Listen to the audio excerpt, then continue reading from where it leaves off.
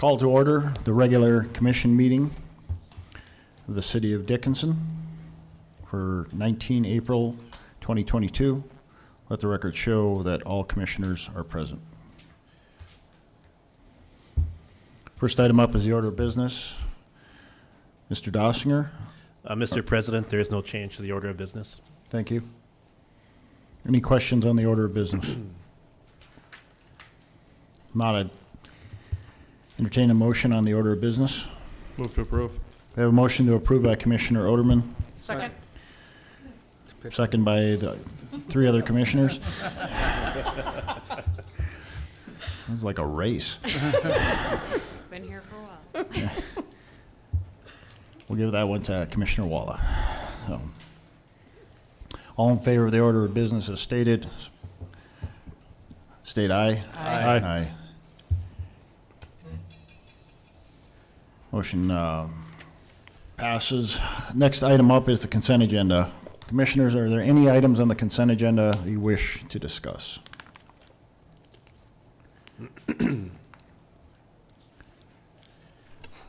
I'd move to approve. We have a motion to approve by Commissioner Soboluk. Second. Second by Commissioner Frederick. Any further discussion on the consent agenda? I will vote. Mrs. Soboluk. Aye. Mr. Frederick. Aye. Ms. Walla. Aye. Mr. Oderman. Aye. Chair votes aye. Motion carries. We'll move into administration and finance. Our first item up is we have a gaming site authorization, or we have I have the report attached for everyone. And then there's gaming site authorization, and this will be handled by Interim City Administrator Dossinger. Thank you, Mr. President, members of the Commission. We have several gaming site authorization requests on the agenda for this evening. The first one is going to be from Dickinson Charities. This is for the Astoria Bar and Grill location. The effective date of this is from April 19th, 2022 through June 30th of 2022. The type of devices include the pull-tab dispensary device, raffles, pull-tab jar, electronic pull-tab devices, 21, and prize board. City staff recommends approval of this gaming site authorization. Thank you, Mr. Dossinger. Any questions for staff on this gaming site authorization for Dickinson Charities at Astoria? Mr. President, I move to approve. We have a motion to approve by Commissioner Frederick, Second. second by Commissioner Walla. Any further discussion? Hearing none, we'll vote. Mr. Frederick, Aye. Ms. Walla, Aye. Mr. Oderman, Aye. Mrs. Soboluk. Aye. Chair votes aye, motion carries. The next site up is Dickinson Charities at, let me pull that up. This will be at Players Sports Bar and Grill, if I'm correct? We have to back up one more, Mr. President. Okay. We have an additional one from the Astoria Bar and Grill from Dickinson Charities, but this one's going to have the effective date of July 1st of 2022 Okay. through June 30th of 2023. So they had a double in there. That's Okay. correct. All right. This is also going to be for pull-tab dispensary devices, raffles, pull-tab jar, electronic pull-tab devices, 21, and prize board. City staff has reviewed this application and recommend approval. Thank you, Mr. Dossinger. Any questions on this second gaming authorization at Astoria from the effective dates July 1st, 2022 to June 30th, 2023? Move to approve. I have a motion to approve by Commissioner Oderman, Second. second by Commissioner Soboluk. Any further discussion?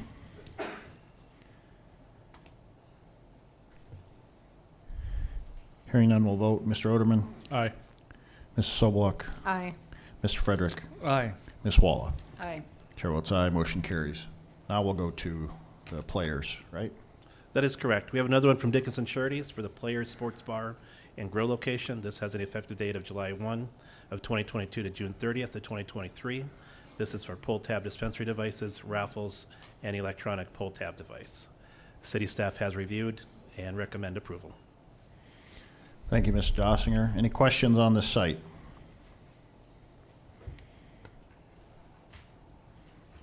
Not, I'd look for a motion. I'll move to approve. We have a motion to approve by Commissioner Walla, Second? second by Commissioner Sobeluk. Any further discussion?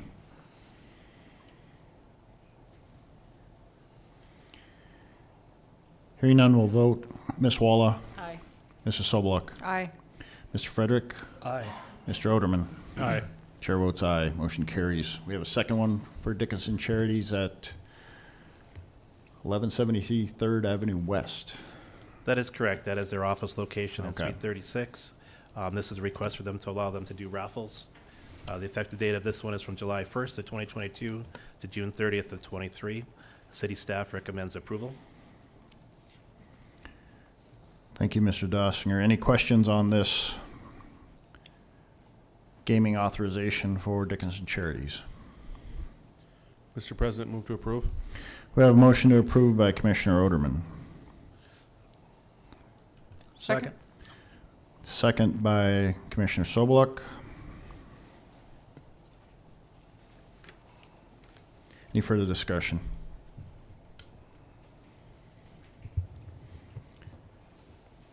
We'll go ahead and vote. Mr. Oderman, Aye.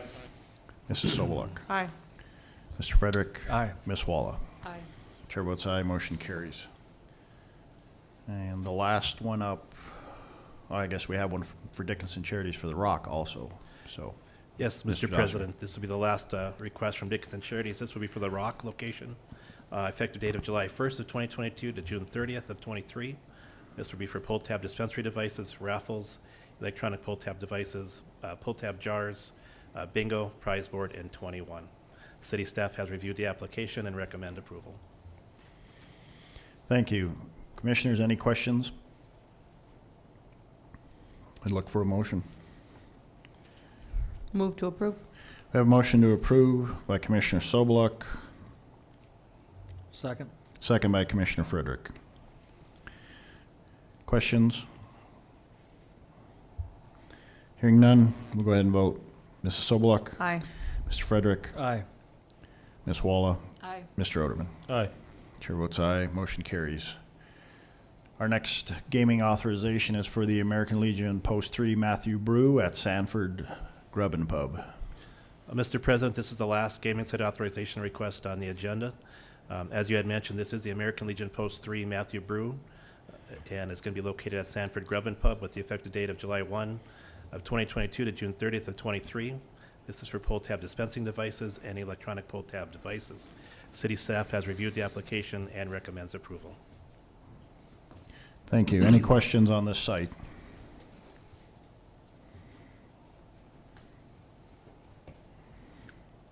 Hearing none, I'd look for a motion. Mr. President, I move to approve. Motion to approve by Commissioner Frederick, Second. second by Commissioner Oderman. Further discussion?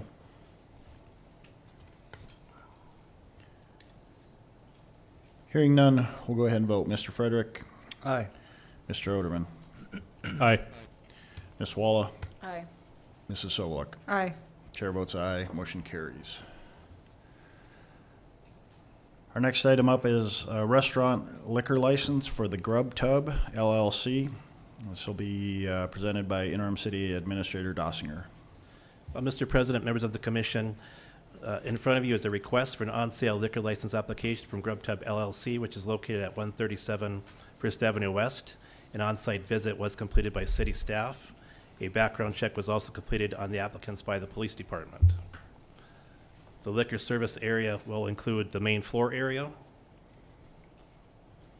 and also the second floor rooftop area.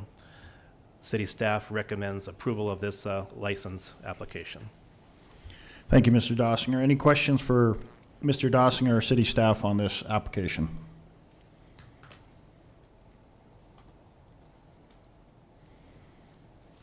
Hearing none, I look for a motion.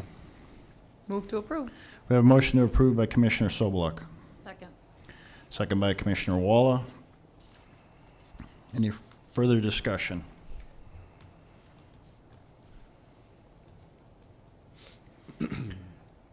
Hearing none, we'll vote.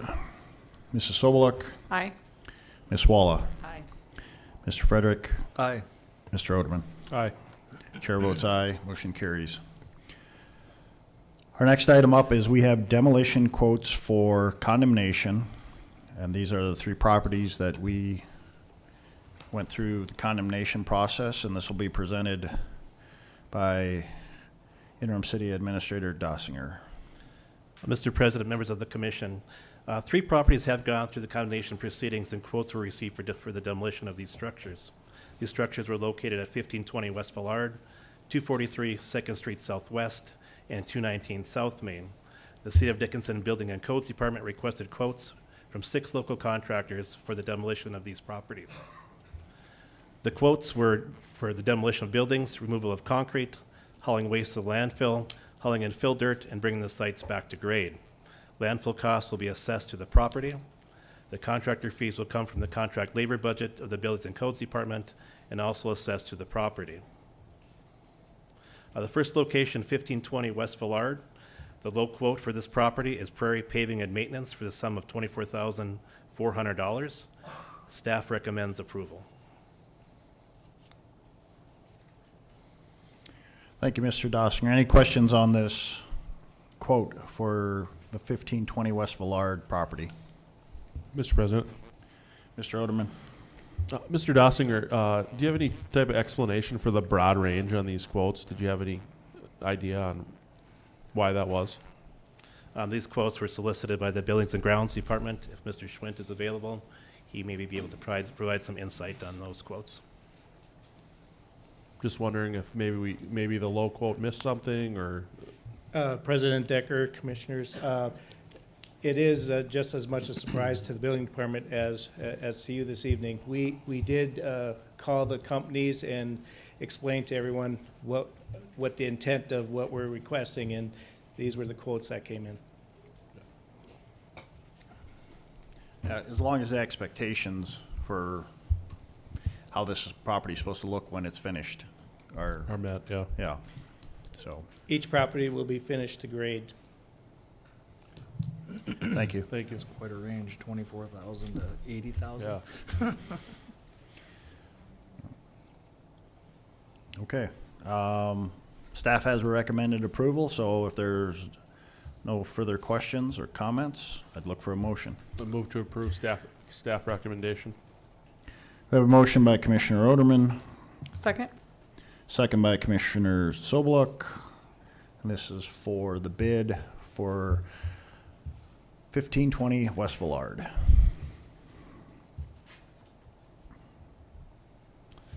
There are no more questions or comments. We'll go ahead and vote. Mr. Oderman? Aye. Mrs. Sobeluk? Aye. Mr. Frederick? Aye. Ms. Walla? Aye. Chair votes aye, motion carries. Mr. Dossinger? Mr. President, members of the commission, the next location is going to be 219 South Main. The low quote for this location is Total Control Incorporated for the sum of $8,800. City staff recommends approval to Total Control Incorporated. Thank you. Any questions from Mr. Dossinger or staff on this? Again, pretty wide swing on the bids, but I'll move to approve staff recommendations. we have a motion to approve by Commissioner Walla, Second. second by Commissioner Oderman. Any further comments or questions? We'll go ahead and vote. Ms. Walla? Aye. Mr. Oderman? Aye. Mr. Frederick? Aye. Mrs. Sobeluk? Aye. Chair votes aye, motion carries. Mr. Dossinger? Mr. President, members of the commission, the last location is 243 2nd Street Southwest. The low quote for this location is Total Control Incorporated for the sum of $12,800. City staff recommends approval to Total Control Incorporated. Thank you, Mr. Dossinger. Any questions for staff on this quote?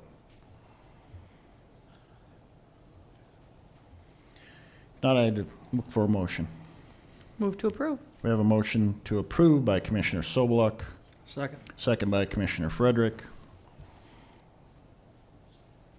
Any further comments? Hearing none, we'll vote. Mrs. Sobeluk, Aye. Mr. Frederick, Aye. Ms. Walla, Aye. Mr. Oderman. Aye. Chair votes aye. Motion carries.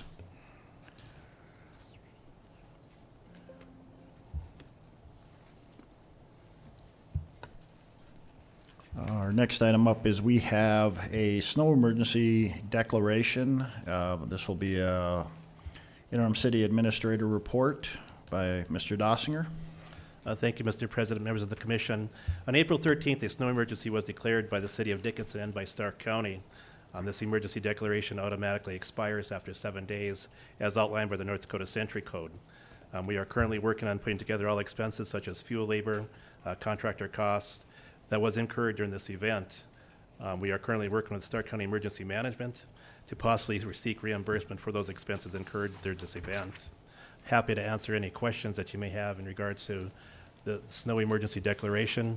A little later on this evening, Public Works Director Gary Zerhoff will provide an update on some of the activities and challenges that they had incurred during this snow operation event. Thank you, Mr. Dossinger. Any questions?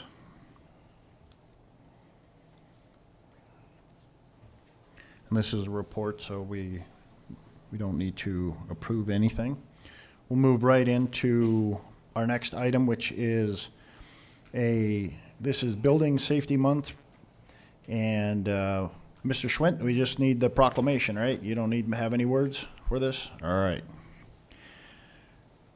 We'll have the proclamation. City of Dickinson proclaims Building Safety Month for May of 2022. Whereas the City of Dickinson is committed to recognizing that our growth and strength depends on the safety and essential roles our homes, buildings, and infrastructure play, both in everyday life and when disasters strike. And whereas our confidence in the resilience of these buildings that make up our community is achieved through the devotion of vigilant guardians, building safety and fire prevention officials, architects, engineers, builders, tradespeople, design professionals, laborers, plumbers, and others in the construction industry who work year-round to ensure the safe construction of buildings. And whereas these guardians are dedicated members of the International Code Council, a nonprofit that brings together local, state, territorial, tribal, and federal officials who are experts in the built environment to create and implement the highest quality codes to protect us in buildings where we live, learn, work, and play. And whereas these modern building codes include safeguards to protect the public from hazards such as hurricanes, snowstorms, tornadoes, wildland fires, floods, and earthquakes. And whereas Building Safety Month is sponsored by the International Code Council to remind the public about the critical role of our communities, largely unknown protectors of public safety, our local code officials, who assure us of a safe, sustainable, and affordable building that are essential to our prosperity. And whereas Safety for All, Building Codes in Action, the theme of the Building Safety Month 2022, encourages us all to raise awareness about planning for safe and sustainable construction, career opportunities in building safety, and understanding disaster mitigation, energy conservation, and creating a safe and abundant water supply to all of our benefit. And whereas each year, in observance of Building Safety Month, people all over the world are asked to consider the commitment to improve building safety, resilience, and economic investment at home and in the community, and to acknowledge the essential services provided to all of us by local and state building departments, fire prevention bureaus, and federal agencies in protecting lives and property. Now, therefore, I, Scott Decker, President of the City Commission of the City of Dickinson, North Dakota, do hereby proclaim the month of May 2022 as Building Safety Month. Accordingly, I encourage our citizens to join us as we participate in Building Safety Month activities. And I would entertain a motion to approve this proclamation. I'll move to approve. I Second. have a motion to approve by Commissioner Sobluck, second by Commissioner Oderman. All in favor state aye. Aye. Aye. Aye.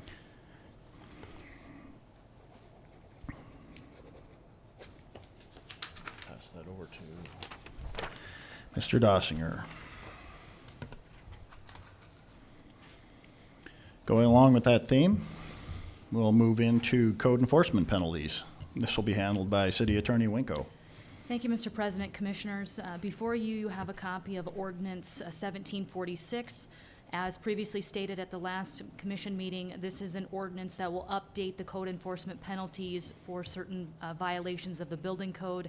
As I mentioned previously, this is in conjunction with or consistent with the statutory minimum requirements as provided for in the Century Code. There have been no changes since the first reading, and staff recommend approval. Thank you, Mrs. Winko. Any questions for Mrs. Winko or staff on this ordinance? And if I'm correct, the number is 1746. Correct. Any questions, comments? Not, I'd look for a motion. A motion to approve by Commissioner Sobeluk, Second. second by Commissioner Walla. Any further discussion? Hearing none, we'll vote. Mrs. Sobeluk, Aye. Ms. Walla, Aye. Mr. Frederick, Aye. Mr. Oderman. Aye. Chair votes aye, motion carries. Our next item up is our Chapter 4 amendment for special events, and this is to deal with our liquor license. City Attorney Winkle will be presenting this. Thank you, Mr. President, Commissioners. Before you, you have a revised version of the ordinance that was presented, I believe, mid-March. City staff has had an opportunity to sit down and really vet this and visit with commissioners about what we want this to look like moving forward. And the major topics of last discussion were how the public space management permit evolved and how that interprets into this particular section of this code and how we are going to address special event permits. So I'm sure Mr. Schwint is happy to report there are no changes to the public space management permit process. We're going to leave that the same. That seems to be working, so there's no changes to that within this amendment.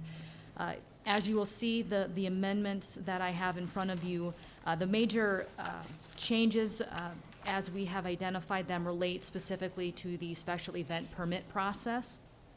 And pursuant to this commission's directive, we have modified the code section that allows for certain classifications of licenses to obtain special event permits. As currently, with the new amendments, those would include on-off sale licenses, lodge and club licenses, as well as restaurant on-sale licenses providing that, the licensee caters the event in which the permit is being requested.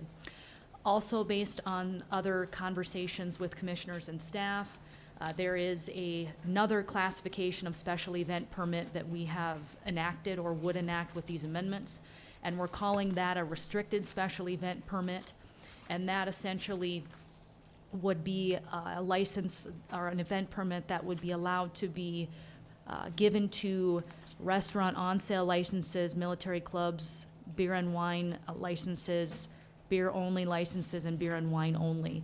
This allows these types of establishments to still host these types of events, with some of the major caveats being that there must be adjacent to the licensee's existing location. It also must limit that licensee from serving any alcohol that's outside their current existing license. So, for example, if you have a beer-only license and you want to have a special event, then you must be serving only beer only. You wouldn't be able to have an existing liquor sales.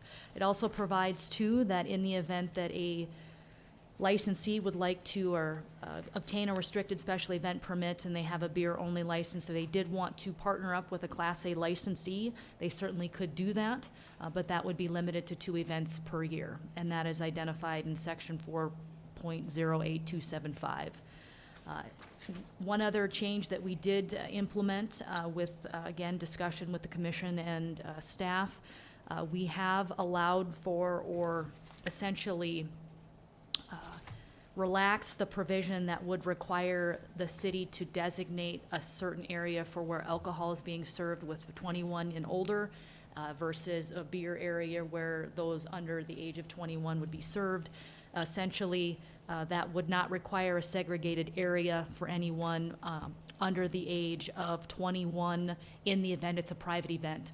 So we're talking events that are not open to the public, there's no monetary benefit being received, and there's no ticket for admission. So weddings, family functions, things of that nature. So those were some major revisions that were done. I want to give thanks to Chief Dossinger and Captain Ciani and all of those who give input on this amendment, as well as the commissioners for taking your time to work through this. So I'd stand for any questions that anyone has and go from there. Commissioners, are there any questions on the amendments to our Chapter 4? Mr. President, Mr. Oderman?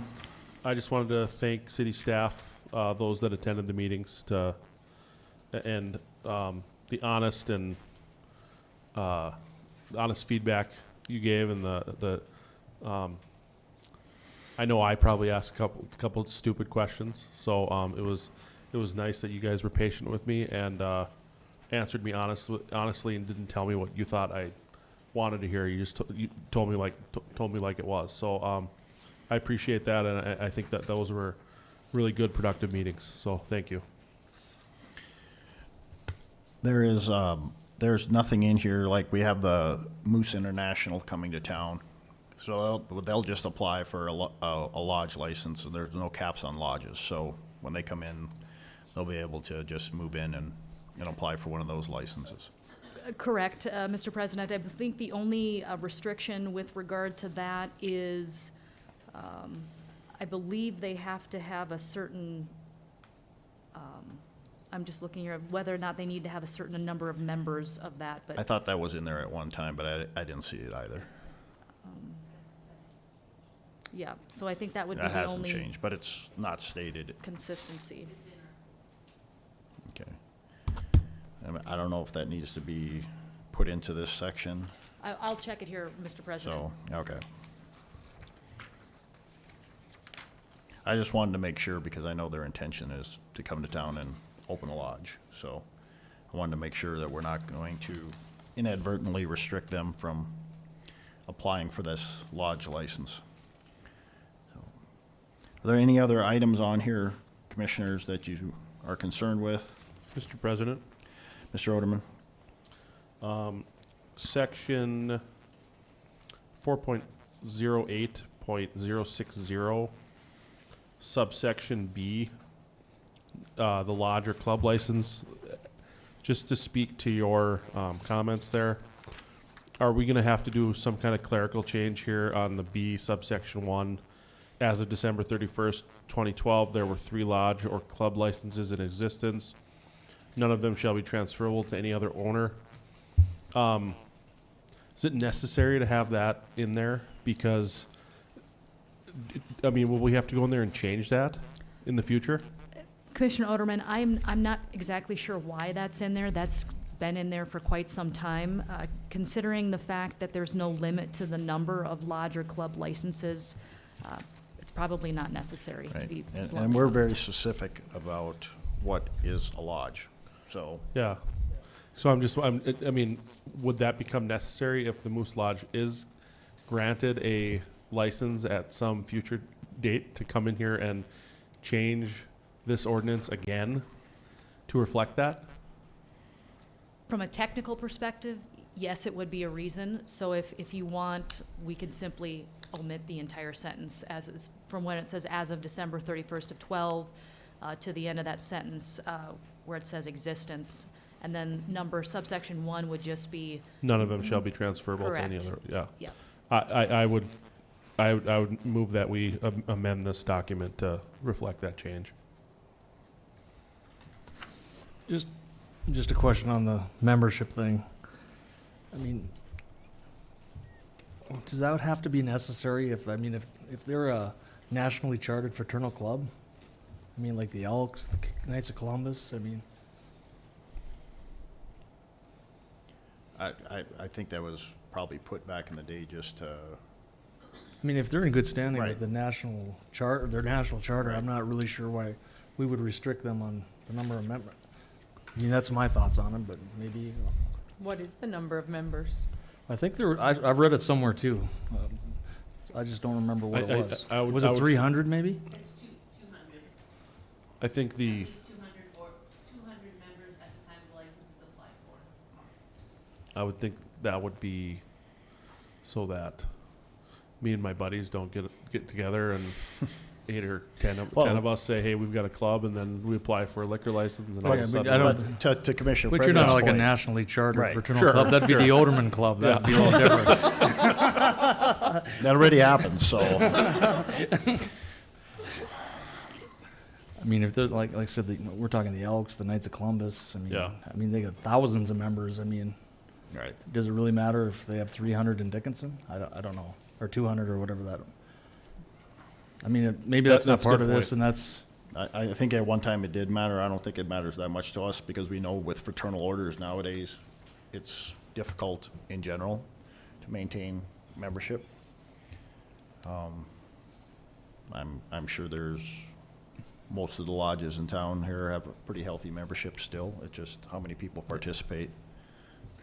that's a different part of our code, though, isn't it? It's not part of Chapter 4. Commissioner Oderman, lodge or a club is defined within Chapter 4. It's not part of this amendment, but the restriction for the at least 200 members is defined as a lodge or a club license. So you'd have to make the change to that part of the code if you desire to do that.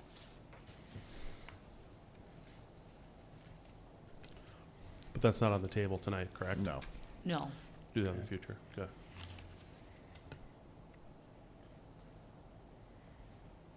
Are there any other items within this ordinance? This Chapter 4 amendment that you wish to bring forward? hopefully we've covered all our bases this time. I think we have, but I something do have always to- seems to pop up I after we approve Yeah. the next reading. So I do have to say I appreciated the little footnotes in the margin there. You're welcome, Commissioner Yeah. Oderman. Thank Tried to you. help you out. Yeah. So this is ordinance 1747? Correct. Okay. Any further comments? I'd move to approve. We have a motion to approve by Commissioner Sobeluk, Second. second by Commissioner Oderman. Any further discussion? Hearing none, we'll vote. Mrs. Sobeluk? Aye. Did we make an amendment, though? Like, John proposed something. Do we need to add that to our motion? To remove the, To remove that first sentence under Correct. lodges? Yep, I assume that's what. Okay, so As that is part amended. of my motion. okay, As as amended. amended.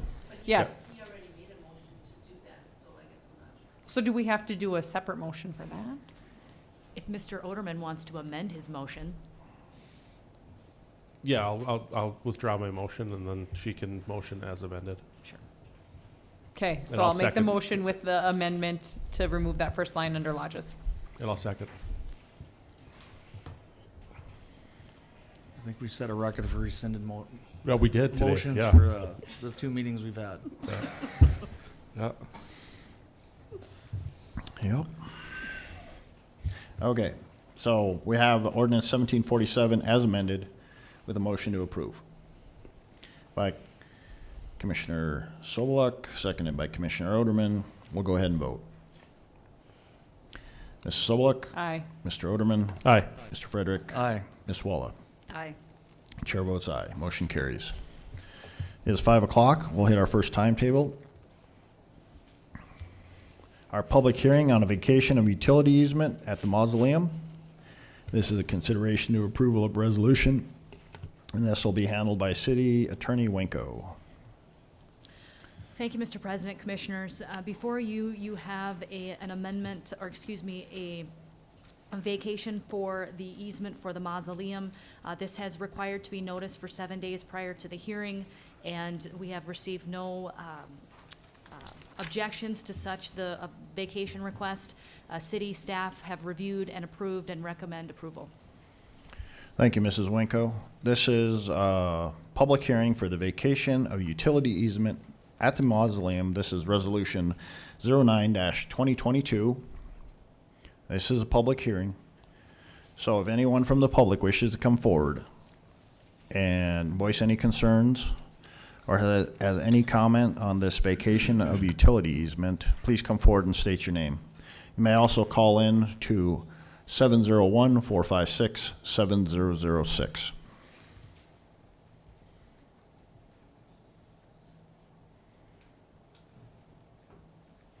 Does anyone have any concerns?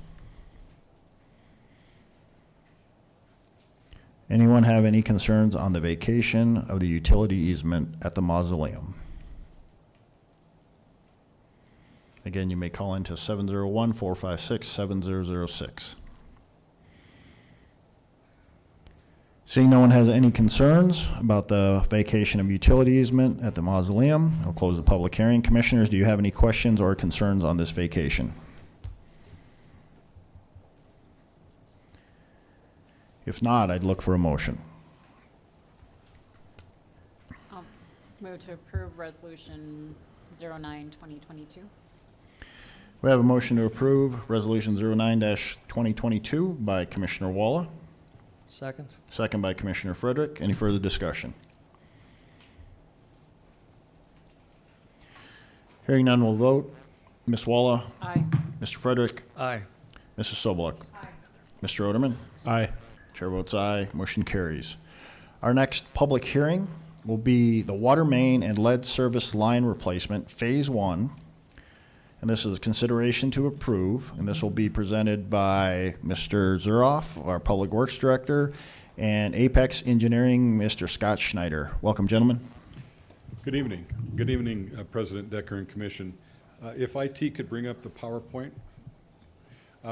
Mr. Schneider will present a PowerPoint on our facility plan for the SRF water main and lead replacement project.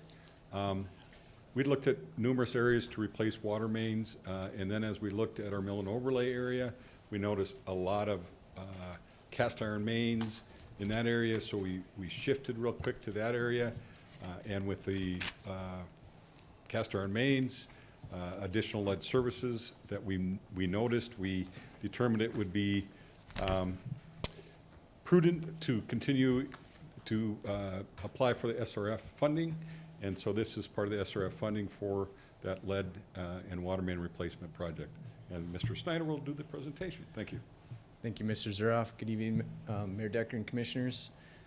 As Mr. Zuroff said, this is the presentation of the facility plan and then ultimately a public hearing tonight. And the facility plan is a requirement, as Mr. Zuroff said, to receive the SRF funding, which is a loan program. And briefly, I'm going to talk about the loan program and highlights from the water main and lead service plant replacement Phase 1 project that we did this winter. And then ultimately, that's all that information's within the facility plan that's in your packets this evening. So just a reminder of the SRF program. It has two components: the clean water, which is more of the wastewater and stormwater side, but also has a drinking water side component. And that program allows for communities to borrow money at a low interest rate of 2% for a term up to 30 years. We pay interest on the funds that are drawn, not on the entire loan amount, only what we use of that loan amount. And there's no penalties for early payment. So you as a city are aware of SRF loans. You've got a couple of those right now.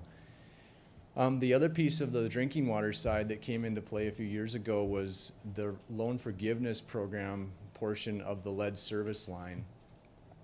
For both the city's portion of the service line as well as the private homeowner side of the service line. So we've got the city's portion of the service line out in the street, back to the sidewalk or the curb stop, and then the homeowner's side. So this SRF program allows for a 90% forgiveness of those particular costs on a project, which is a big benefit to getting rid of some of those lead service lines in our community. The SRF program requires a facility plan. That's what we're presenting tonight, and then a public hearing along with that. So just some project background. I presented this past winter on the results of the study, but the city has about 155 miles of water main in town. About 12% of that is still cast iron water main. That's where we see most of the water main breaks within the system, and those are the times when we have a loss of service to your customers. Just a breakdown of what type of breaks. We've got water main breaks, valves, service lines, hydrants for the last few years here. You know, this does compare favorably well compared to the national average, but anytime that Mr. Zuroff and his staff have a water main break, you know, that's a loss of service to your customers. So that's what we're trying to avoid here, and trying to bring these old cast iron water mains up to current standards, they're just wore out. They're at the end of their lifespan. The study area was concentrated west of Highway 22 over to State Avenue, south of the interstate, down to the railroad tracks, and then another area, as Gary mentioned, down in the mill and overlay area, south of Broadway, down to the river. There was a lot of water main breaks within this area. There was also some operational issues with valving in this area that was taken a look at. So this was the study area that was included in the facility plan. We had several lead service lines in this area that we know about from a water meter upgrade project that was done the last couple years that Public Works worked on. So it was a good area to concentrate on for the first phase of the water main replacement project. So the facility plan in front of you has the required components that the federal government requires of a facility plan, which is the background information. It always has to have alternatives, so we study these alternatives. It always, one is a no action, and then ultimately the recommended alternative is replacement of the water mains. That's really the solution here, to upgrade these old cast iron water mains. And then we have to look at the environmental impacts. So what's the impacts from this project, from not doing the project? Those are included in the facility plan. We also send out letters to all the public agencies, get those comments, and then they're captured within the facility plan that gets submitted to the Department of Environmental Quality for approval. So then the city can apply for an SRF loan for a project or two, or in subsequent years as this water main replacement project continues. The facility plan also includes an estimated cost, years of the project. These are not set in stone. They're not fixed, and this was based on the priorities that we developed in that water main replacement plan, from critical to more lower priorities. So within that facility plan is an estimated replacement cost of $10.8 million. Again, no requirements to borrow that, but it's in the plan as a requirement for this facility plan. So with that, I'm here to answer any questions on the facility plan, and then I'll open it. Then I'd be here to answer any questions on the public hearing side of this as well. Thank you, Mr. Schneider. Any questions for staff or Mr. Schneider on this lead service replacement plan, I guess facility plan that we have? I mean, we're looking at almost $11 million, probably $9.5 of it forgiven, roughly. So the forgiveness would be just on the lead service line Okay. replacement portion, 90% of the lead service. Okay. So of that 11 Do we have a million, figure on that? Yeah, we don't have a number on that, but maybe 5 to 6% of the cost would be the service lines, and then 90% of that. So it'd be it's still a good number to have, 90% of that cost. Yeah. So will the homeowner have to apply for their portion from the curb stop in, I'm assuming and then they'll have a 90% forgiveness? That's the process that Mr. Zaroff and his staff are working on, but yes, I'll let Mr. Zaroff answer that question on the process that's gonna happen. So most of this, the project we're talking about will go from the main to the curb stop in the city's portion of that.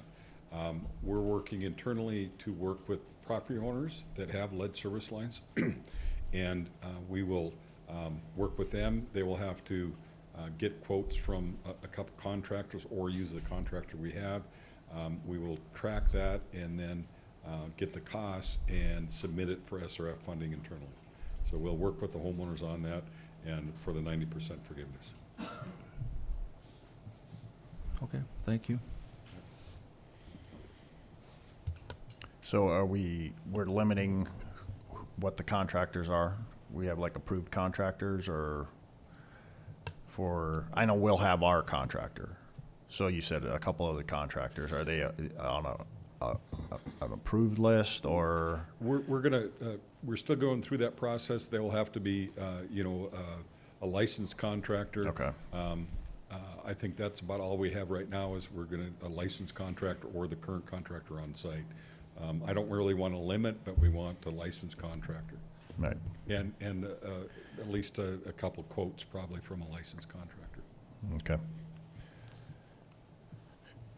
Commissioners, any other questions? Not, I'll open up the public hearing.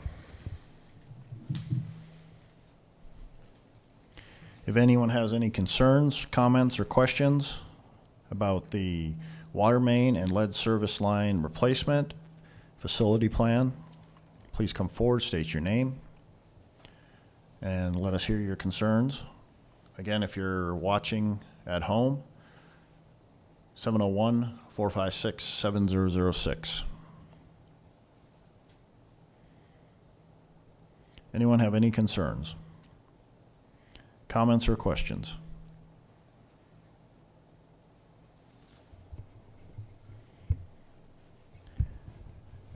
Anyone from the public have any concerns or comments about the water main and lead service line replacement, Phase 1 facility plan?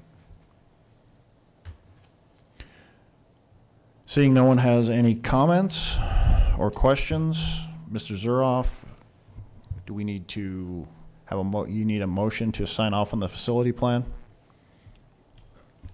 I would recommend that, yes. Okay. So I'd be looking for a motion to either approve or deny the presented facility plan. I would move to approve. I have a motion to approve by Commissioner Frederick, Second? second by Commissioner Sobeluk. Any further discussion? Hearing none, we'll vote. Mr. Frederick? Aye. Mrs. Sobeluk? Aye. Ms. Walla? Aye. Mr. Oderman? Aye. Chair votes aye. Motion carries. Thank you, gentlemen. Thank you. Our next item up, we have a presentation by the CVB. And this is their annual report. Welcome. Well, good evening, President Decker and the Commissioners. I'm Terry Thiel. I'm the Director for the Dickinson Convention and Visitors Bureau. And I've got the annual report up for you today. It will be getting emailed out to everybody also. That is over at the Research Center, or with that photo that's up there tonight. So it's just kind of go the year in review. Obviously, we've had pretty bumpy ride the last couple of years, 2020 obviously, and then trying to recover with 2021. We did see quite a few people coming back, and of course the National Park was the #1 recreation spot, along with a lot of our state parks that saw, an unprecedented amount of people coming into those state parks with that. So 2021, of course, for the legislative session, and our local legislators, like to thank them because I work with the Department of Tourism to try to increase their marketing budget. They aren't able to do that. They were able to get some for that. Our staff, myself, Julie Ober-Gabriel, she does sales coordinator, social media. Joel Walters, multimedia manager, visitor support. Our summer staff is Peggy Rickson-Kuntz, and then Shirley Gangler. So this last year, we also did kind of a refresh and a redesign. We refreshed the logo. Western Edge is what our branding has been since we've been incorporated. We added Western Edge of North Dakota, just did a little bit of different change with that. We created a complete guide to guide anybody who's coming in and what we're doing with fonts, pictures, colors, all of that. A little bit just showing the different print examples that we've done. The National Park ad, we do AAA living. We get some different content with that along with our ad. And then also at the bottom, you'll see the Daily Herald with the Chicago Getaway issue, and that was one of the co-ops that we were able to do with North Dakota Tourism last year. This just kind of shows, the majority of what we do obviously is within the online, but this will show those banner ads and different ones that are placed onto specific areas done by companies that we work with North Dakota Tourism Division. And then the top ones are some that we've done with our own paid advertising. You'll see that, now it's just a screenshot, but the Dinosaur Museum, and it was a video that we did that went out, and our target market goes out where the North Dakota Tourism Division is, into Minnesota, Michigan, Illinois, into those areas down there. So we're kind of a little bit on the review with that. That shows what we have done with the different comparisons from the year before for the Facebook, down just a little bit on the engagements. Instagram was up, Twitter was up some, but Google, you can see, is up quite a bit from the year before with that, and then our YouTube with it. The bottom part shows North Dakota Tourism Online Advertising Co-op program. So what we were really able to do with that is get the matrix that came back. On those displays that I just showed you that showed with the national park, you can see that we got 188,452 impressions, 884 clicks. We also had a video that we had done with the different advertising with that, so our impressions at 325,960, and then we measure by the clicks with that too. The connected TV metrics is with the Roku, Amazon Fire Stick, but the video completion on that was 94.5%, so we were very happy with that. We also worked with an influencer program. We haven't done this before, we had started out with a higher price, and because of the co-op, we were actually to lower that quite a bit. So we had 3 influencers come out this last year. And it's just kind of a small screenshot of what they did with the blogs, and then also we were able to get images. So we got 172,373 impressions and over 40,000 engagements with that and the other visual assets. And when we did that, also, I should back up just quickly. We had taken them over to the DSU Rodeo, the Parents and Passports couple, Miss Northerner. We took her over to different places by Fluffy Fields. The one Bring the Kids. She also went over and we put her on the 5 kayaks, and she was able to experience that with her children. So we're able to repost a lot of that for the blogs also. This was new. Joel created this, and it is the Coffee Cruise. And so what we've done is we've done this between Mandan and Medora, trying to follow the Old Red Trail. But what we try to do is bring everything back into our website to get the analytics and all that and drive them back to ours. So you'll see the printed the 350 scans. That's just what we've done for a QR code, but we're able to get statistics on that. So he does a lot with the Facebook. He's done different types of contests and that. So another thing we did was we had an older map that was done probably in '75, and it lists some of the old trails that were going through the area. We have listed out the different cemeteries in there, and we've also done the ghost towns and a little bit of information to do that. So we tried to do it for something to see and do while they're in the area and work with the museum with that. We've got it online, and then we've got some at our office also. History podcast, that's another one. The staff is doing that. We've got about 4 done right now, and more will be added, and that will be on the history page with that. And so we use different photos through the museum, as we do usually on the Throwback Thursdays with that from the Museum Center. A little bit more with the marketing tools. We did not reprint a guide last year. We just reused the 2020 guide. We have a new one out for this year. Updated the billboard, our maps each year, and then of course just showing the things that we use for online.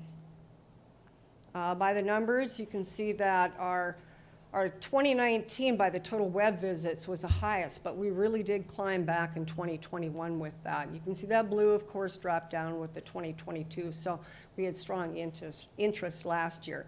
Our web visits were down just a little bit over 2019. So our top site on the website is the events, then things to do, and then dining. And our sources for the website traffic referral is primarily through Google, and we get some direct, and then Facebook. Our top sites, Dickinson, Minneapolis, Chicago, Bismarck, and Denver. So we also have a demographic. It really runs even between male and female, but more on the female, 25 to 34 years of age. And then our occupancy rate last year was 43%. The year before was 42.2, but you can see how high it was in 2019. Average daily rate last year, $83.85. And then the year before, in 2020, was down $69.14 and a little bit higher, 19.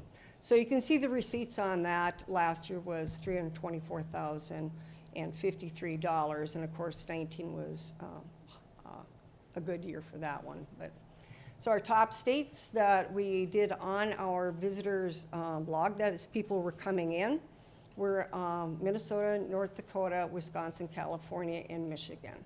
And then our walk-ins last year were up 24% from the year before, which we're down, of course. And then we have 50th state. This has become very popular. We actually have that for people from, if they're on their 40th state and on up. And if they come in, then they get a pin. We put their photos on Facebook if they like. So the hotels refer them back and tell them to come down to our office. So local events and meetings, we started to rebound. We still are working on a lot of meetings and conventions, but this year we've gotten probably a better uptick for going into 2023 and a few more. So we have the event grant program. We do calendar listings, Facebook shares, weekly radio programs. We've got the LED sign down at the corner there, so we put up the events for the week. And then we also work with North Dakota Tourism for qualified events. Had a new one this last year, was the food truck rodeo over at the Elks Lodge. That was very successful. And so we're working on new events. The event grant program, so each year we receive the $50,000 for the program. That's kept in a separate checking account, and they make their applications. So the ones that were awarded go underneath either like a media assistance up to $1,000, annual assistance, which would be Rough Fridays Fair and Expo at $10,000, Sports Commission at $8,000, and the Downtown Association at $6,000. And we do that $6,000 for the Downtown Association is through for advertising receipts. Then rotating ones that don't always come here, they're primarily the sporting ones, but these were the State Babe Ruth Baseball Tournament. We had the Dakota Community Bank and Trust Bowl Blowout and the NDTA State Singles Dart Tournament. So out of the 50, we pledged $40,510. And then we just always try to put kind of so that we can remember what had opened, what had closed, and we had quite a few more that had opened than had closed last year. So we're very happy with that. And we also put some of the unique retail on there. A little bit on the legislative one again. I won't go through, all of that, but it was a big win for us. For North Dakota Tourism Division, we had a one-time $7 million funding for marketing. I am the chair for that legislative committee statewide, and we were able to be provided with approximately $29,000 of marketing that they paid for our CVB marketing. The other one's some community outreach, and I think you'll probably recognize one of your commissioners on there. So the Department of Commerce came and then asked us to help set up some photos around town. So we went over to Salt Company.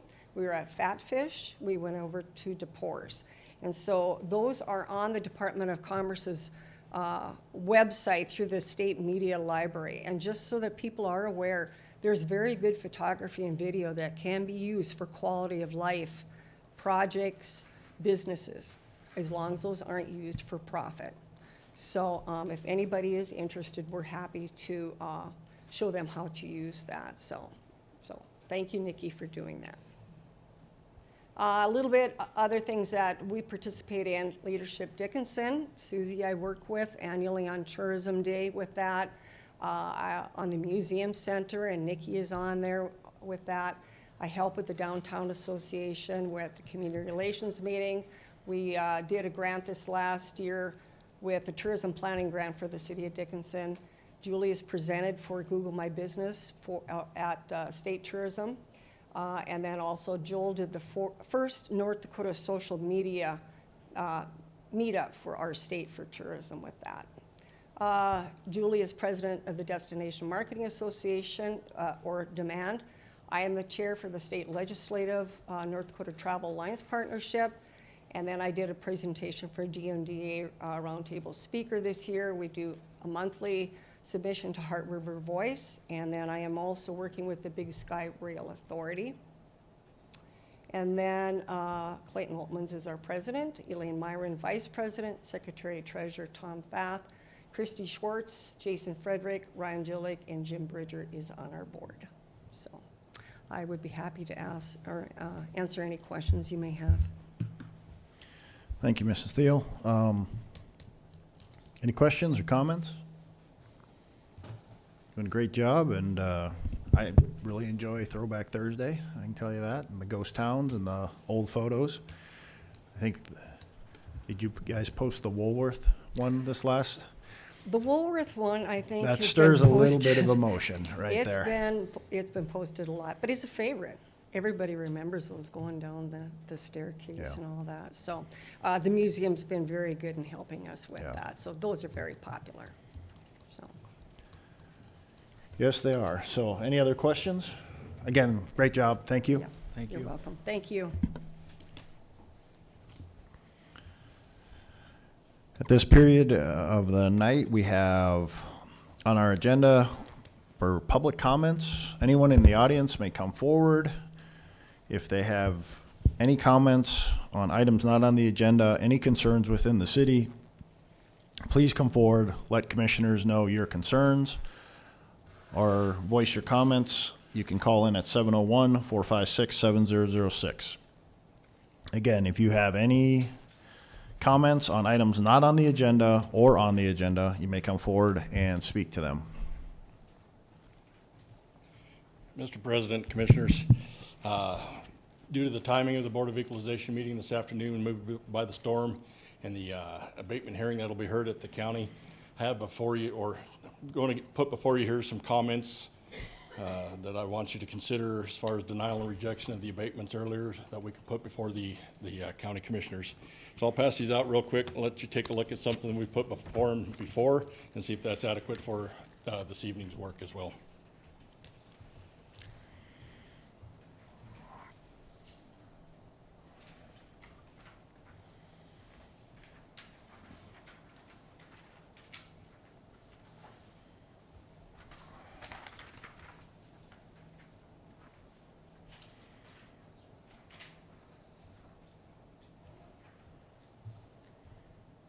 Mr. President, Commissioners, considering this isn't technically an action item, procedurally and for purposes of proper procedure, I think the best way to handle this is probably to have some sort of special meeting very quickly between now and May 3rd, because that's the next county commission meeting. So you're going to need to take official action on this before then. So I would suggest we look at some quick time in the next week or so where you'd have an opportunity to be present for a meeting that's probably going to take about 2 minutes. Could probably do it before everybody goes to work. That works. Like early in the morning, something like that. I don't know when everybody goes to work. So I'm up at 5 a.m. every day, so we can crank it from there. I know Commissioner Wall is up running, so.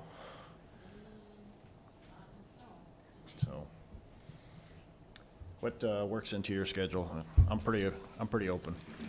Thursday looks really good for me, if we could do Thursday. Next Thursday? Well, next, or- can or it be this this Thursday? Thursday. This Could it be this Thursday? Thursday? Yeah. I know Commissioner Wall and we're out of town Tuesday, Wednesday next week. Yeah, Thursday the 28th is better for me, but Thursday the 21st. Tomorrow morning at 7, so I have to be here Oh. at 7:30. you have to notice it, or? Because it's Board of Equalization. Correct. We will have to notice a special meeting for that particular purpose. So Okay. of course, that doesn't require a specific timeline, but we should get this wrapped up as soon as possible. Right. So 2 days isn't enough notice. 2 days for a special meeting would be just fine. Okay. What about And you said Thursday Friday at doesn't- 7? Okay. I could call in on Friday at 7. Could you call in? We can call in and take a Oh, voice yes. vote, yeah. Yes, that's fine. Because if it's Call truly in. gonna be 2 minutes, I'm on the road Friday also, but I could call in. Work for you Friday? 7 o'clock Friday? Okay. 7 a.m. it is. I'm on vacation. This Friday, the 22nd. Oh, What's that? Oh, You're gonna be really busy. okay, 7 a.m. Friday.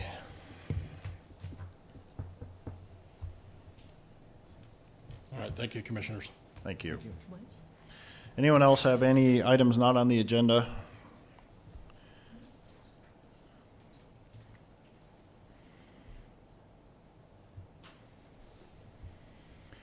Seeing no one has any comments about items not on the agenda or on the agenda, I'll close the public hearing. We'll go back to our normal agenda.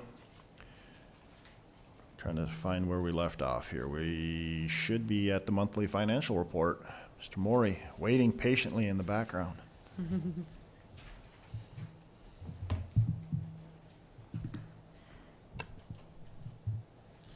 Good evening.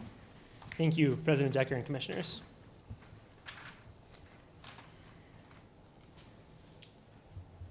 So this report this evening will be a quick revenue update of the first quarter of 2022. So starting right into it, we'll go into our 1% sales tax collections.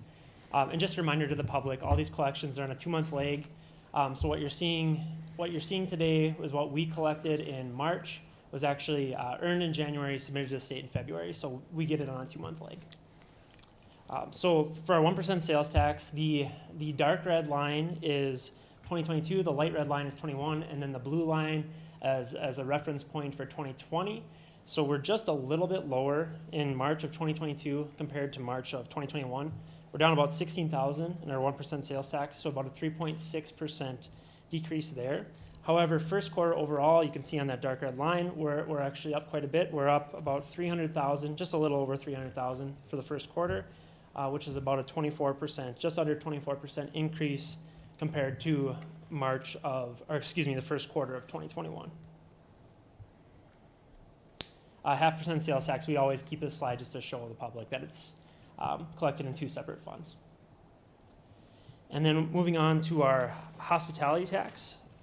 So again, the dark red line, you can see in the first 3 months, we're just barely higher compared to where we were in March of 21. We're about just about a little less than 6,500 higher compared to March of 2021. It's about a 10% increase. And then first quarter overall, we're up about 45,000 altogether, which is about a 25% increase compared to the first quarter of 2021. And then in our occupancy tax, so again, we're pretty close to where we were in 21. In March, we're about just a little over 4,500 higher. We got about 14,000 in March of 2022, so it is about a 47% increase compared to March of 2021. First quarter total, we're up about 14,000, which is about a 32.7% increase compared to the first quarter of 21. And then the final revenue slide here in our oil impact fund. We did have really good numbers in our first quarter of 22. In March, again on the dark red line, you can see we're higher than both 21 and 20. We were about 315,000 higher in March of 2022 compared to March of 2021. It's about a 31% increase there. First quarter total in 2022, we're about 914,000 higher, which is also about a 31.7% increase in those numbers. In 21 total, we collected about 13.5 million. If we stay on this pace, we'll be about just a little over 15 million in 2022. So with that, I'll do my best to answer any questions, and city staff recommends approval. Thank you, Mr. Maury. Any questions for Mr. Maury on the monthly financial report? If there are no questions, I'd look for a motion on the monthly financial report. I'll move to approve. We have a motion to approve by Commissioner Walla, Second. second by Commissioner Oderman. Any further discussion? Hearing none, we'll vote. Ms. Walla, Aye. Mr. Oderman, Aye. Mr. Frederick, Aye. Mrs. Sobeluk. Aye. Chair votes aye, motion carries. Mr. Moore, you have another presentation for us. Thank you, President Decker and Commissioners. So this next item that you see, we included a short memo in your packet as well. But we reached out to local banks in our community and asked them to supply us with their most recent financial report. And basically we use this to get a list together that we can present you as a commission for a list of potential designated depositories. And why we're doing that is basically to show that we're doing our due diligence, maintaining compliance with North Dakota Century Code, and it gives us, it basically makes sure that if we would enter into any type of business agreement for the next 2 years with any of these banks, that we have gone to commission, we've shown you that we received their financial report, and shown that both they are able to protect our government funds and that they are in good financial standing. So this is just to help out the financial department if we would enter into any type of business agreement with any of our local banks. So with that, I'll do my best to answer any questions, and city staff recommends approval. Thank you, Mr. Maury. Any questions for Mr. Maury on this depository designation? There are no questions. I'd look for a motion. I'll move to approve. We have a motion to approve. Second. Second. So the motion to approve is Commissioner Soboluk, second Commissioner Frederick. Any further discussion or questions for Mr. Maury?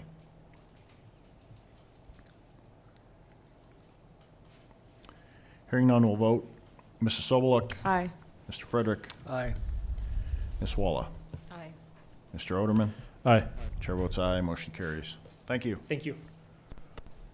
Our next report will be a HR monthly report, and this will be presented by HR Coordinator Nominuk. Welcome. Thank you, President Decker, Commissioners. First off, on the list, we had an opening for a Public Works Administrative Assistant. We were fortunate enough to hire someone. Brianna Schmaltz has started in that position and has been with us for a little bit now. We have an advanced computer technician position, not quite so lucky in getting applicants for that one. We have opened the position, did not get any qualified candidates, and are working on getting that. Actually, I think it was reopened today. So we'll get to work on that again. The building inspector 2 position's been open for some time. We've decided to keep it open until filled. Again, another difficult one for us to get applicants and get that filled. The buildings and grounds supervisor position was recently opened. We did fill that internally with Lee Scabo. So that opens up a facility operator position. We have opened that one, no applicants as of yet. We've extended that position for a little while. We have a GIS technician position. That's a new position for us. We had quite a few applicants, some good interviews. We have someone in the background phase right now, hoping to get that filled, and that person started real soon here. The part-time firefighter position is one that we'll just kind of keep open for a while. We had it open. We'll be doing some interviews. We had several apply, so we'll be doing some interviews on that. Police officer, as you know, continues to be a difficult one for us to fill. We have 4 openings for 2022. They rehired Sydney King. She used to work for us, and then she worked part-time as a dispatcher for us, and now is coming back as a police officer. So that's a good hire for us. We're in the second interview phase and background phase of the last opening that we had for police officer. So working on those applicants right now. Scale service representative, we had several people apply. We are in the background phase for that position as well. So we have made an offer. And then we get into our seasonals. We've got quite a few seasonal positions. Working on trying to get some of those from last year to commit and see if they're interested in committing to come back again.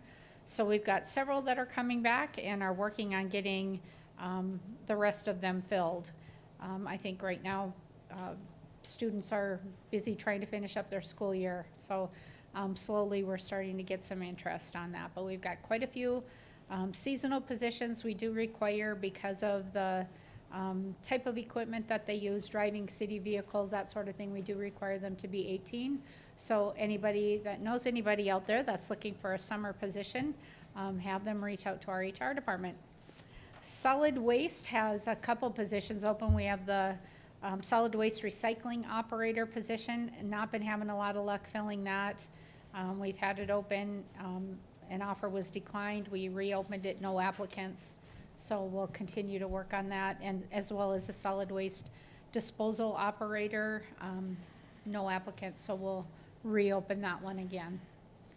Street maintenance operator, we've had several positions open in that department. We're able to rehire Eric Bruner. He was with us not that long ago and decided to come back to work for us, so that will be nice. He's got some training under his belt. So, and then as you know, the utilities manager position was filled internally with Dwayne Zastapel. Any questions? Any questions for Ms. Dominic on the monthly HR report? Thank you. Okay, thank you.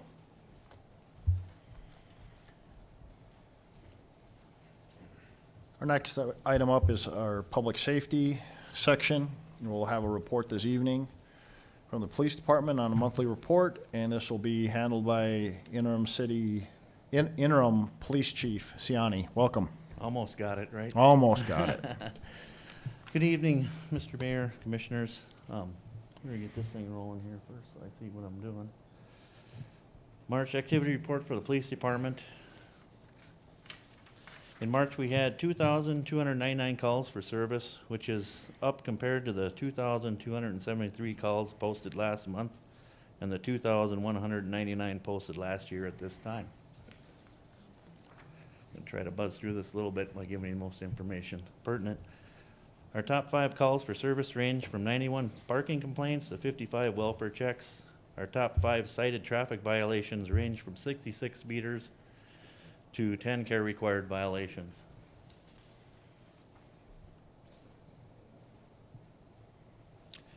Patrol conducted 526 traffic stops, resulting in 205 traffic citations and 298 written warnings.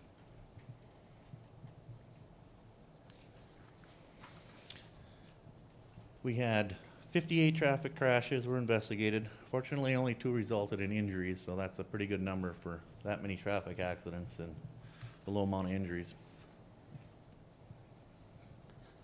Overall arrests for March were up from the past few months with 163 total arrests. The warrant-related arrests topped the scale with 50, and drug-related offenses came in at 30.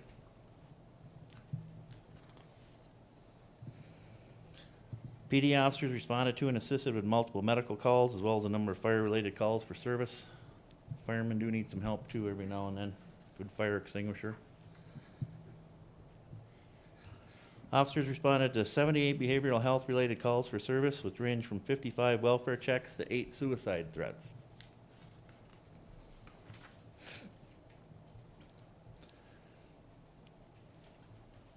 Criminal investigations remain busy and are currently working 59 open active cases. 32 new cases were opened in March, which included 2 call-outs. Cases range from multiple digital forensic downloads to sex offender violations. School resource officers were busy. The SROs at the high school, they had 29 incidents reported, resulting in 7 juvenile referrals or citations issued. There were a number of presentations associated with the Career Track Police Academy class, which covered a number of topics from criminal investigations to the virtual simulator. Instruction on the 4th and 5th Amendments was also provided to the law and justice class at the high school. At the middle school, there were 29 incidents reported, resulting in 11 juvenile referrals or summonses. 10 weeks of DARE training is also currently in progress for the 7th graders. Oh, I'm a little too quick on the gun there. At the elementary level, there were 4 incidents reported with no associated referrals, of course. DARE training is also in progress for all the 5th graders. And SROs attended student behavioral correction meetings at 3 different schools.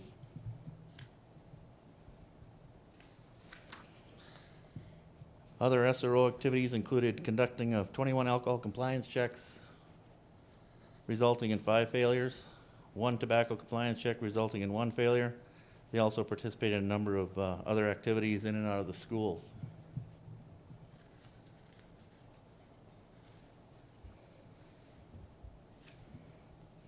Records registered 14 sex offenders and fingerprinted 45 people. Needless to say, when patrol's busy, records is just as busy. They kind of dictate the pace for records. Record staff also attended and assisted with a number of training events, including Alice, an active shooter. Dispatch fielded 5,583 calls for service, of which 894 were emergency-related calls.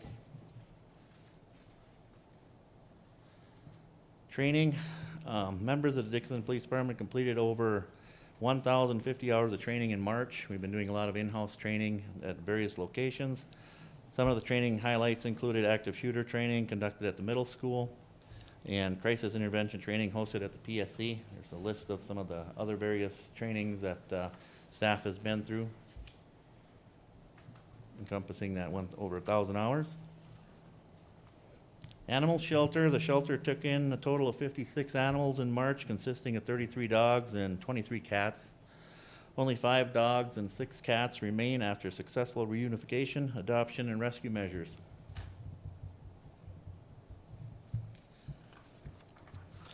Carrying on with the animal shelter officers, animal control officers also handled 128 calls for service, ranging from 72 stray animal complaints to 3 reports of animal neglect.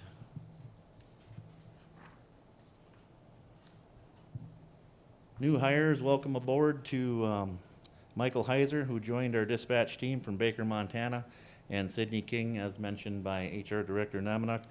She returned home to patrol after a few years stint with Dunn County Sheriff's Department. She actually took a pay cut to come back to work for us, so that says something about the department, I think. Community relations, we hosted a 3rd annual Skate with a Cop, which brought hundreds of kids and parents onto the ice. This is one of our more popular winter PR events, very well attended. Thank you for reaching out to the sponsors without naming each individual. It's a free event to all the kids and those who participated. Another community relations, the number of PD staff also assisted with local food pantry and distributing food at a mobile food bank drive-through. This drive-through was set up at the BAC. It was a very successful and fulfilling event.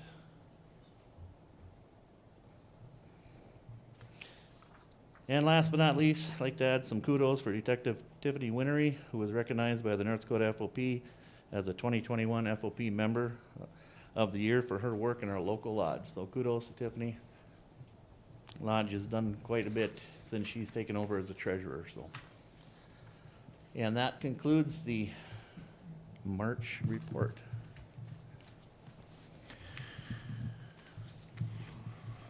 Thank you, Mr. Ciani.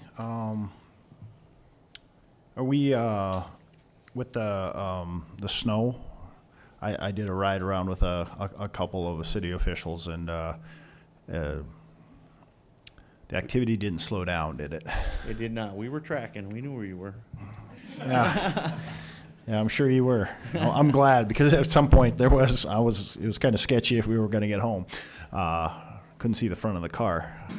Mr. Prouse was wanting to just pull over and park it, I think, for a while there. So it was pretty nasty out there. But I know that you guys were out and about, as were other departments, and really appreciate all the hard work. I know there was a couple of cars that were on fire, and both fire and police had to get to those, and they were stuck. And so really appreciate, in the middle of a blizzard, it's tough getting around, but I do appreciate, make sure that all the officers know and dispatch knows that we really appreciate all their hard work during Snowmageddon 2022, as everybody wants to name it. But no, I think you guys did a pretty awesome job considering the conditions. So We appreciate that. I have a lot of comments on that, but Dustin, I know, will be presenting something on our efforts there. So. Okay. Any other comments for Captain Ciani? All right, thank you.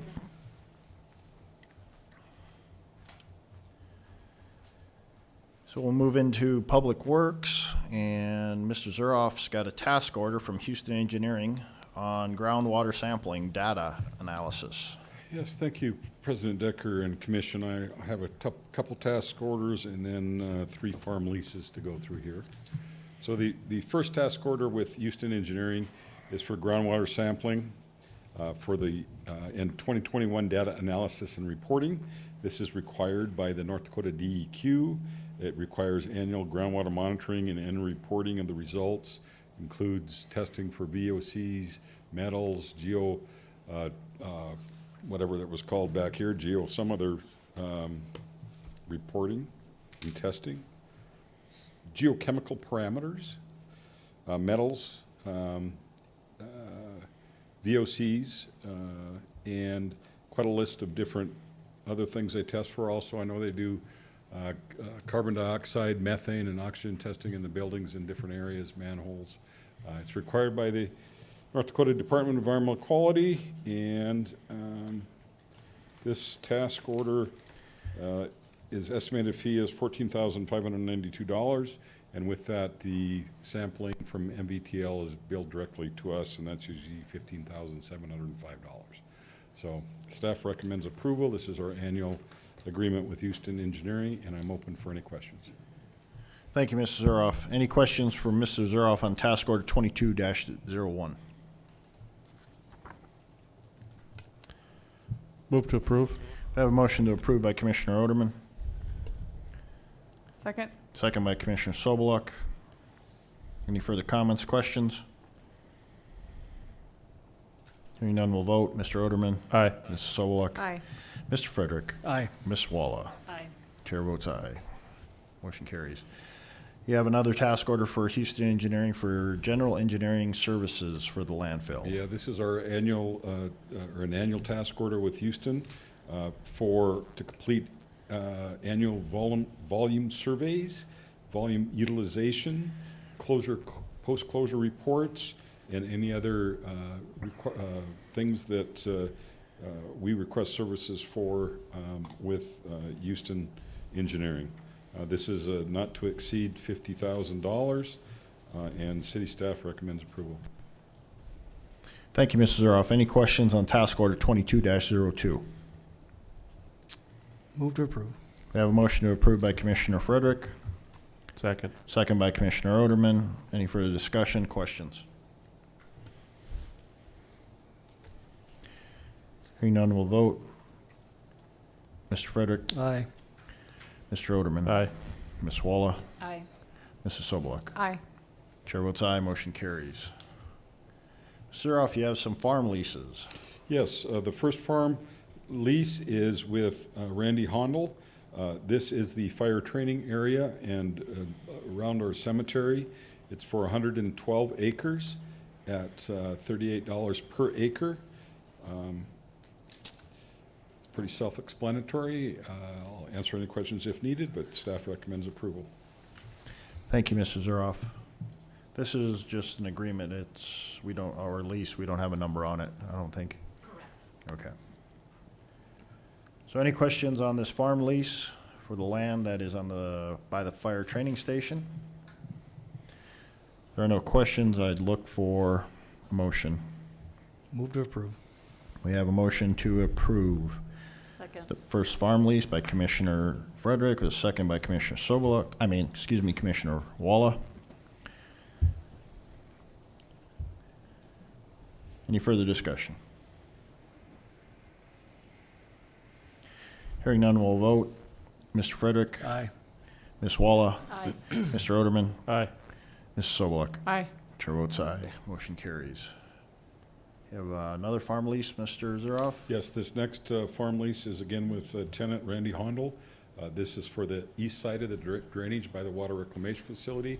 As I've explained before, we rotate different portions of that area. We apply our sludge on one side and then they farm the other, and so it's a rotating crop. This year it's the parcel from the drainage to the water reclamation facility, consisting of 111 acres, and it's the same annual rent. City staff recommends approval. Thank you, Mrs. Zuroff. Any questions for Mrs. Zuroff on this farm lease? Move to approve. Motion to approve by Commissioner Oderman, Second. second by Commissioner Frederick. Any further discussion? Hearing none, we'll vote. Mr. Oderman, Aye. Mr. Frederick, Aye. Ms. Walla, Aye. Mrs. Sobeluk. Aye. Chair votes aye, motion carries. And the last item up, we have a pasture lease. Mr. Yes, Zuroff? well, it's called a farm lease, but it's basically a pasture lease. This is for the drainage between the two farming sections by the water reclamation facility. Dave Anderson had come to us a couple years ago, requesting to graze some of that area. We can't get in there in the farm, so it worked out good for us. It's a minimal lease for 15 acres, but it works well, and city staff recommends approval. Thank you, Mrs. Zuroff. Any questions from Mrs. Zuroff on this pasture lease? Move to Hearing- approve. Thank Second. you. Thank you, Mr. Frederick. So Commissioner Frederick motions to approve. Commissioner Oderman seconds. Any further discussion? Hearing none, we'll vote. Mr. Frederick, Aye. Mr. Oderman, Aye. Ms. Walla, Aye. Mrs. Sobeluk. Aye. Chair votes aye. Motion carries. Mrs. Zuroff, you have a snow operations report for us. Well, Mr. Prouse is here too. I'd ask him to come up. It's way too soon for us to do any numbers or totals. We're just getting payroll in today, trying to figure out hours, and we're still working multiple crews blowing and hauling snow. There he is. So I just wanted to, answer any questions. We can do a quick overview of what happened during the snow event. I wanted to publicly thank Mr. Prouse and all of Public Works of all divisions that helped with the storm. It was tremendous. They put in many hours, and not only thanking all divisions of Public Works, but we had 5 contractors going, and I want to thank all of them. I want to thank fire and police for providing food. So everybody stepped up, and I tried to get home as soon as I could. I finally got home Friday night, watched the operations, and then helped with Saturday a meal, and watched the hauling of all the snow Saturday. It was tremendous watching 22 trucks hauling snow, 3 loaders piling snow, 4 blowers going. It's if you're in the snow business, it was tremendous to see how much effort was done. I don't have all the costs. I just found out. I know we went through $13,000 of fuel in 3 days. That's all I know so far from our fleet fuel software. But I'll let Aaron do a quick maybe day-to-day just what happened, and then we'll answer any questions you might have. Thank you, Mr. Zuroff. Good evening, Commissioners and President.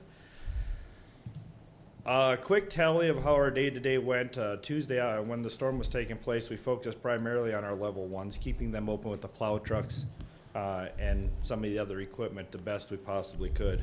However, the storm was still going on, so on Wednesday when we came in, we had a primary focus on level 1 and level 2 areas. We paid some extra attention to the public safety areas and the emergency areas. We actually staged up at the Public Safety Center. Thanks to Chief Presnell and his staff for allowing us to stay there. Mayor, you addressed it earlier. At 4:30 or so, we ended up shutting complete operations down due to whiteouts that we were having. We went backwards. We lost all headways we had, and we had to go back to revisit those areas come Thursday morning. Once we got through all those on Thursday morning and felt comfortable, we moved into some of the residential areas, reintegrated in the 4 contractors at that time: Two's, Rock Solid, Schwartz, and Wynn Construction. Without them, we would not have been able to get through this whole entire storm, I'll be honest. Friday was primarily focused on the residential areas. Level 1s and 2s were where we needed them to be. We continued working with the blowers at that point, opening up the 1s and 2s that had major blocks in, some of them up to 12, 15-foot drifts going across them. We got those opened up. We widened the priority streets, and then made the residential areas drivable, meaning one pass through every residential street, which was my first goal. That was completed on Friday evening. Is that about midnight we finally? About midnight is when we finally shut the crew down, but every street at that point was drivable, with the exception of Maryland Way. Somehow or another, we forgot that street, so. Yeah. There was a loader up there, and I did not realize they went cross-country across the properties, so. Well, if you drove on Maryland Way, which I'm sure you did, I know why the loader went cross-country. Yeah. I live up there, and yeah, it was dicey. Yeah. We're working on that one right now. Yeah. So, Saturday, on Friday, when we were doing our blowing, we had a clutch go out on one of our big blowers. So that one went into the shop. I was able to hunt down another blower for Martin Construction. Stark County was using it. However, at about 1:30, 2 o'clock, I was able to get my hands on it. Along with Tracy Two's giving me 10 trucks. We had 20 trucks running and 2 blowers hauling the downtown area, Villard Street, and working through all the areas that needed to be hauled. We opened up all the parking lots, and then we also hauled all the schools, with the exception of Prairie Rose Elementary. My goal was to give everyone Sunday off. We succeeded. There was one contractor had nothing planned, asked if he could continue working if we needed help. So I gave him our special needs areas that he went back and checked out driveways and streets that potentially weren't open. Basically, when the plows went across, they were up higher than they should have been, so he just did some cutting and whatnot. So started all over this week again. Hauled the snow around the remaining school and the college. Contracted out to Twos to help haul the parking lots because there's no way we're going to get to it. And then the rest of the city crew is working on widening areas, cleaning some troubled spots up, hauling some other areas out.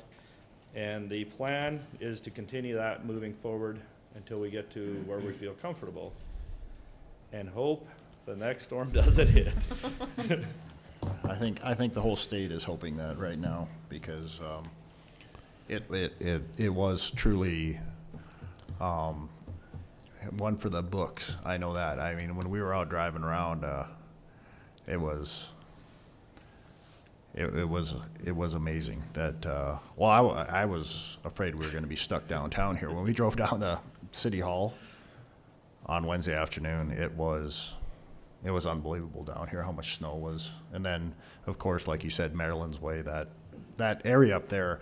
I know we have talked about this in the past, and we have some problematic areas. 21st, that was blown completely shut by the middle school. I think we just need to address that again, possibly at the retreat. We're going to have to work with some of the adjacent landowners and see if we can put up some kind of snow fence.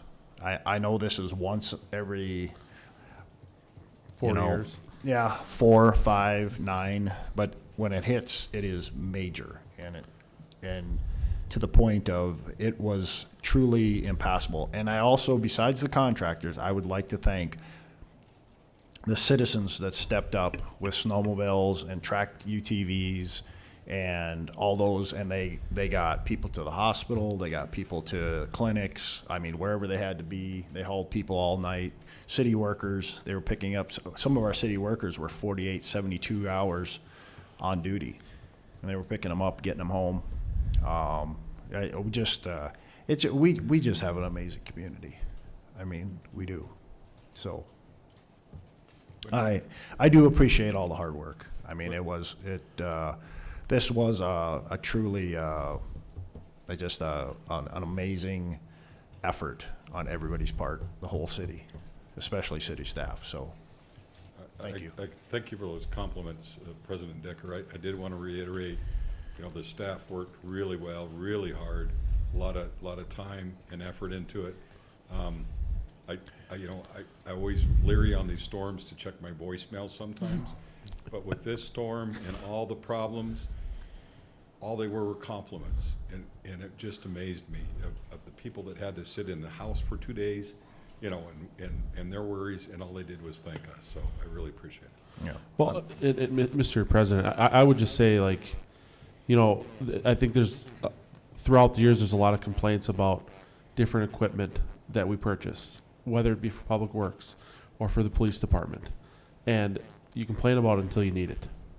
And there's a lot of equipment that we used the last week that we wouldn't have been able to get through it as well as we did if we didn't have the equipment that we had. And, you know, I want to thank you guys for your foresight of coming here and asking us for that equipment. But the biggest thanks goes out to everybody that was involved. I mean, working at the hospital, we had nurses and doctors that had it not been for city staff, they wouldn't have been able to get to work.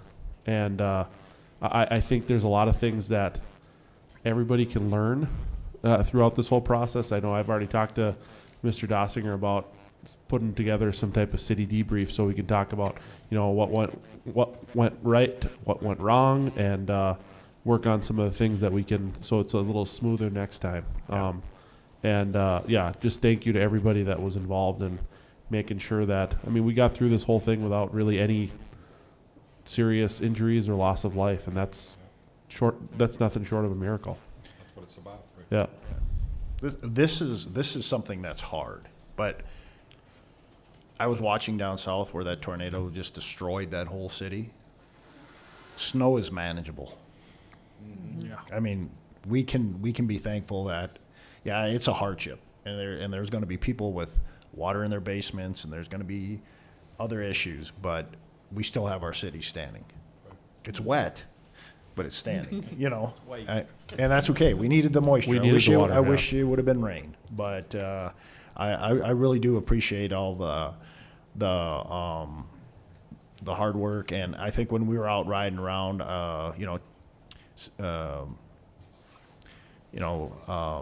Mr. Prowse, Mr. Dossinger, and I were riding around, and it was just, I mean, the people were, like you said, Mr. Off, I mean, overwhelming.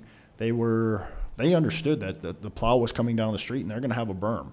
But we also at that time made that call like, okay, we're doing 3-foot berms in people's yards. We need to stop. Mr. Prowse made the call, and we backtracked and cleared some driveways, and it was a good call. And I think that's a practice we can go forward with. You know, to your point, Mr. Oderman, where you have a AAR after action review, and what we did well, you know, what can we do better? Like I said, you know, there's some trouble points. I mean, you go up on that northwest corner of town where you live, you go up on the west side of Menards over there. There's some areas that, you know, I think we could do some proactive type of things to chop that snow a little bit. You know, maybe it's talking to landowners, maybe we plant some trees, do some natural snow breaks, and in the interim we put up some temporary snow breaks. You know, get some easements out of these people, and it could, you know, every little bit helps. Yep. So, it was. You guys did an amazing job. Thank you. I appreciate one thing I wanted to add is with this storm after the first day, our big truck plows it was too deep. So we had a lot of loaders, and we used every blower we had. We actually had three snow blowers and the old Oshkosh yellow machine that we had up for auction. We still have that? We got that out. We were using that on 21st, and I'm not going to put it at the auction anymore. And we had one clutch go out in one of our snow blowers, but we had 4 snow blowers going the first time ever. I think right now I'm going to keep that Oshkosh till we get another blower. So, thank you.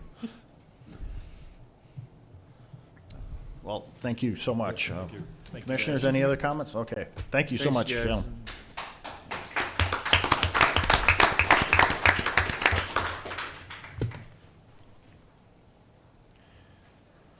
Okay, we have nothing this evening from planning, building and code enforcement. Commissioners, any items? I would just put out there again, city staff to get us a list of all the empty lots we own. So that as a commission, we can decide what we're gonna do with them.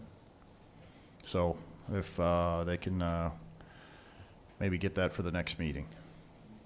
So, anything else, commissioners? Just so everyone is aware, I have a meeting with the Youth Commission on Friday morning to talk about, they will potentially be approaching us with a budget impacting ask, and they just wanted to kind of pick my brain and Commissioner Wall was gonna be there, but she'll be out of town. So, I or somebody from the Youth Commission will present that at our budget meeting in May. So, Okay. yeah, I think they should. yeah. All right, anything else, commissioners? There's nothing else. I look for a motion to adjourn. So moved. Second. We are adjourned.